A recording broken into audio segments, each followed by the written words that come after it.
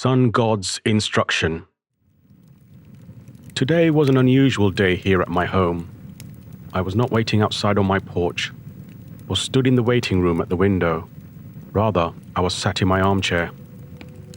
Mortimer was in his usual spot, eyes open, head on paws, and Hamish looked comfortable on the skirting above the long burgundy curtains that were drawn across the window. "Gatekeeper, may I enter your home?" a voice said. I took a moment, closing my eyes. "You may enter, Vivaswan. Please take a seat." I watched a translucent beam, like the type a film projector emits, form on the other armchair. A tiny brilliant speck multiplied, atoms to molecules, to tissues, to organs, to an organ system, that formed into an East Indian man in a saffron cloth that covered his midsection to his knees and extended across one shoulder. He held a short wooden stick shaped like the letter T, a padmasan, and in the other hand he held a copper urn. Vivaswan smiled, placing the copper urn and the padmasan on the table beside him. He touched his palms together and gave me a gentle nod. "Greetings, gatekeeper." Vivaswan emitted a warm glow. His dark brown beard and man bun on the crown of his head did not reflect his age. Rather, they made him appear like a youth who had a long life ahead of him. I touched my heart with my right hand and gave a gentle bow. Vivaswan turned to Hamish and gave a gentle bow. Hamish reciprocated with a gentle nod. Vivaswan then turned to Mortimer, who stood up. They both greeted each other with a gentle bow. I watched him return to the armchair, sitting. He pulled his right heel to his groin and sat, back straight, arms on both armrests. It was very difficult to gain access to this realm. As it should be. I wish to go through the trapdoor in your sub-basement. That is my next destination, Vivaswan said. "You wish to go to that realm where all manner of creatures will see you as sport? Some even older than you. Once I toss you in, I will not come to retrieve you, Vivaswan," I said. "That is my sole reason I came to this place that has no sun. You did enough to achieve access. I'm unsure if that is a good thing. For someone who has been beyond the veil, why would you want to come back?"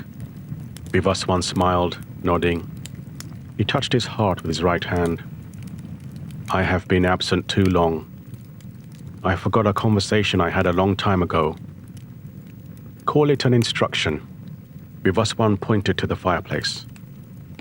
"Tell me, gatekeeper, what do you do when your fire burns out?" He gazed at the flames that reflected his own effulgence. They appeared to be trying to reach him. Vivaswan continued. "You gather wood in the fireplace, add a little kindling, and then ignite it, blowing air beneath the wood pile to encourage it to dance, burn. The fire's heat warms you as the memory, instruction of building a fire comes back to you.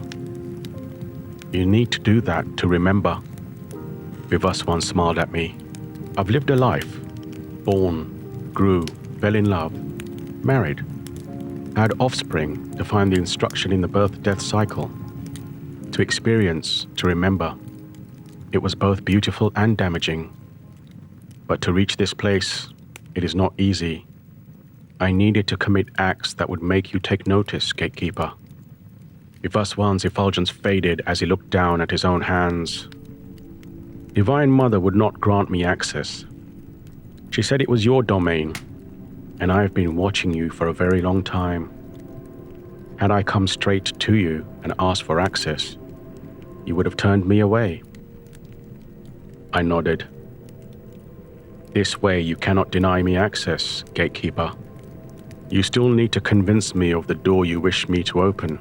I cannot do that until I've heard your account fully," I said. "My marriage ended with the death of our baby boy." Vivaswan wiped his eyes. "This is not my first loss of a child. It feels like the first, though. I joined Médecins Sans Frontières My first posting was a remote island at the base of a volcano that still spurted and growled. It could explode any second, yet the locals still built a life there and they would not move. He smiled. I had forgotten that about souls. The island was a postcard image, lush, green, white sands, turquoise sea, but it was not for me. I prefer it hotter. I worked as a doctor inoculating the locals against the next variant of COVID. Those viruses are coming rapidly. This is what gave me the idea, Gatekeeper. What could I do as a human to gain access to Halfway House 17? Vivaswan looked at the flames in the fireplace. Did you know that creatures live on hot vents, deep on the ocean bed where temperatures are equivalent to the surface temperature of the sun? It makes you think, where else can life exist? The smaller forms of life tend to be more robust. I kept my gaze on Vivaswan, who smiled. Bacteria can be found almost anywhere. So I took a strand from a place only I could access and added it to the inoculations. Vivaswan's eyes glowed yellow, piercing the air around him. You seem to enjoy it, I said. Snapped to black. Glow of his eyes cut out. He looked down at his hands. I made a point of inoculating everyone in the local community. Yes, dear listeners, all the young ones too. They were the first to be extinguished. Hamish stood up on the skirting, fangs bared at Vivaswan. What if it spread, like COVID? You would have murdered millions. A voice filled the room. It was Hamish. The island was remote, so that bacteria would not go anywhere, Vivaswan said. He has not finished his account. Let him, please, I said, looking at Mortimer, then at Hamish. Bacteria worked its way through the populace, spreading through the air. Its potency was not meant for this world. It was too hot, forcing fever that led to internal organs melting in all it encountered. The end was blood bursting from a baby's body, leaving only a dry husk. Vivaswan looked at Hamish.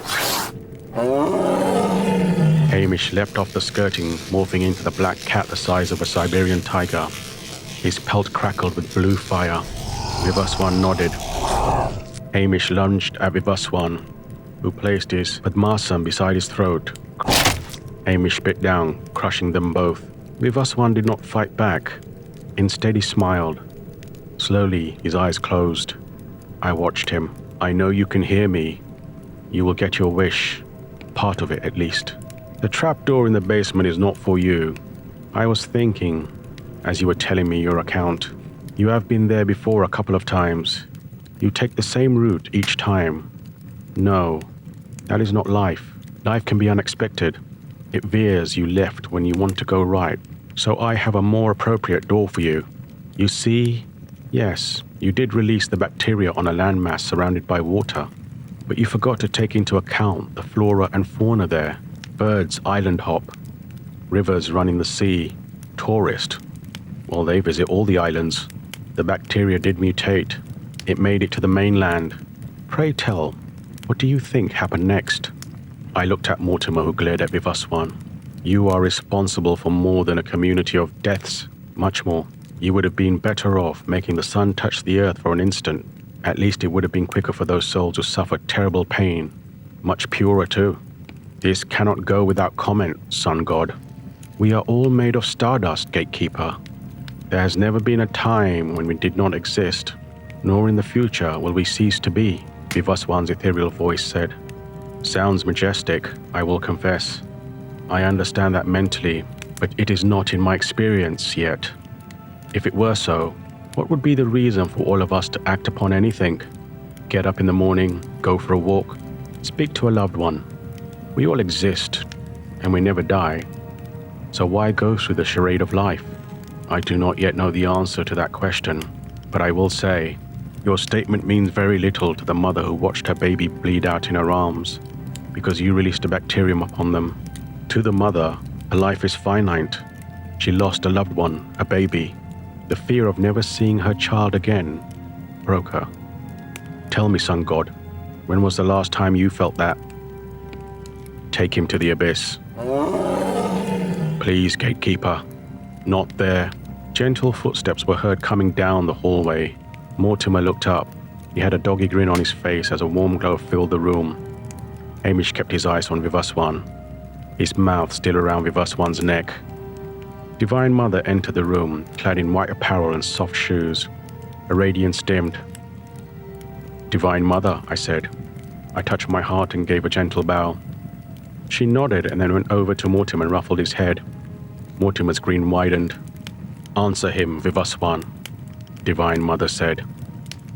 "I do not remember," Vivaswan said. Divine Mother picked up Vivaswan's copper pot. She placed it on the bookshelf behind her. She looked at him.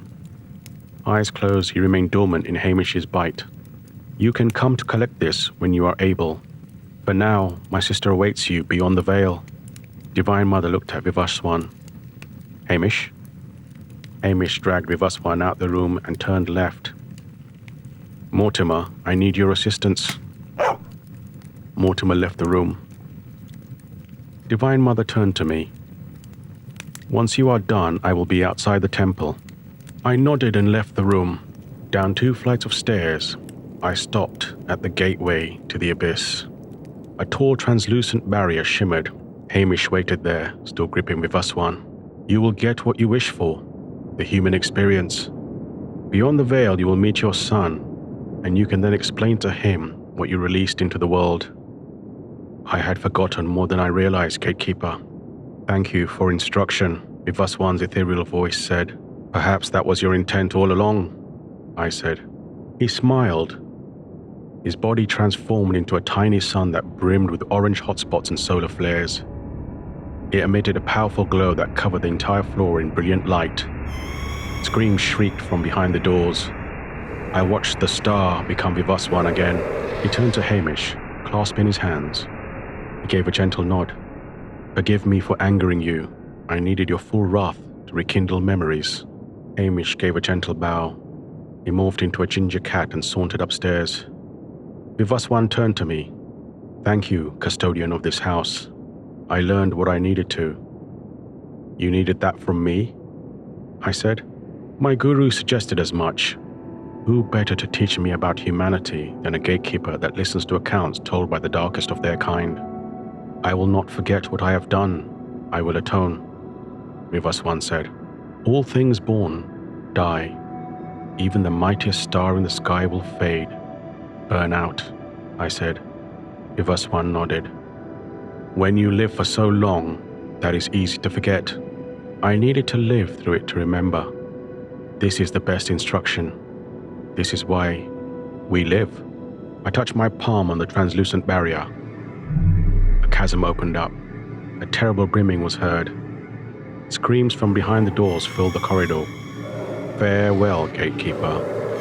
When you need my assistance, call me and I shall answer." I touched my hand on my heart, gave a gentle nod. Vivaswan entered the threshold. He vanished into the abyss. Translucent barrier formed again, shutting out the noise. I strode upstairs to the balcony where Divine Mother was waiting for me. She was looking out at the distant peak.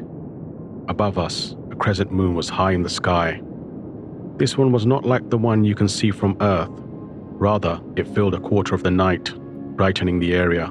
Divine Mother looked at me. "I've sent Mortimer ahead. I need his assistance." "I don't suppose you can tell me what's going on, Divine Mother?" She looked down at the bricks of the balcony wall where she rested her elbows. An ant wandered along the crevice of the cement. She placed her hand ahead of it. I watched as a tiger-striped ant strode onto her hand. She lifted it up and watched as it walked across the back of her hand. She placed her hand back down on the wall, letting the ant carry on its journey. "You did well. Vivaswan was pleased enough to offer you assistance. I respect him for trying to rekindle his memory, his instruction. When you are watching from so far, it is easy to forget what souls go through," Divine Mother said. "With respect, Divine Mother, you don't forget." "Did you notice the tiger-striped ant before I picked it up?" I shook my head. "They've always been there." Divine Mother turned and walked to the edge of the balcony. "There is one other thing I have that Vivaswan does not." Divine Mother turned and looked at me. "I have you." Her grey eyes glowed. A radiance filled her being. A second later, she was gone. I looked down at the brick for the ant. It was still walking along its path. There are layers upon layers of life everywhere. I had forgotten that. So how can I begrudge the sun god for forgetting us? Something to ponder. See you next Sunday at 11. Don't die in your sleep. Godspeed.